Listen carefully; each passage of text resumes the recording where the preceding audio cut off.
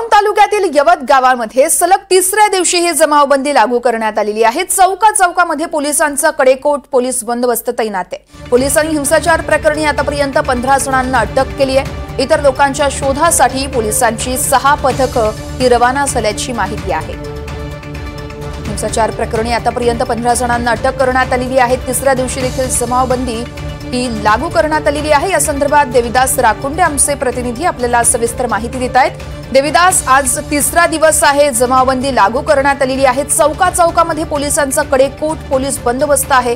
सध्याचे अपडेट्स काय आहेत नेमके यवत मधले? वर्षा, यवत गावामध्ये तणावपूर्ण शांतता आहे। असं जरी असलं तरी गावामध्ये संचारबंदी म्हणजे जमावबंदीचा जो आदेश आहे तो आज देखील लागू आहे। साधारणपणे उद्या यामध्ये निर्णय होऊ शकतो आणि हळूहळू यवत बाजारपेठ असेल किंवा सर्व गोष्टी असतील ते सुरळीत होऊ शकतील।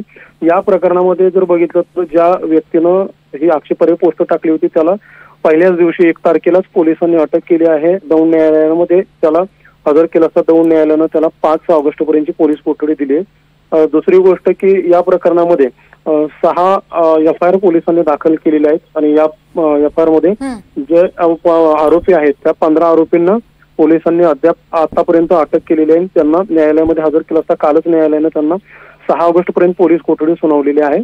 एकंदरीत बघितलं तर या प्रकरणातील अन्य काही आरोपी आहेत का आणि कोण कोण त्यामध्ये निष्पन्न होते याचा तपास पोलीस विभाग घेतोय। मात्र तरी देखील आपण बघतोय की आज देखील या घटनेचा तिसरा दिवस आहे आणि यवत गावामध्ये तिसऱ्या दिवशी ही जमावबंदी आहे। बाजारपेठ पूर्णपणे बंद आहे। वातावरण जे आहे ते अतिशय शांततेचं आहे।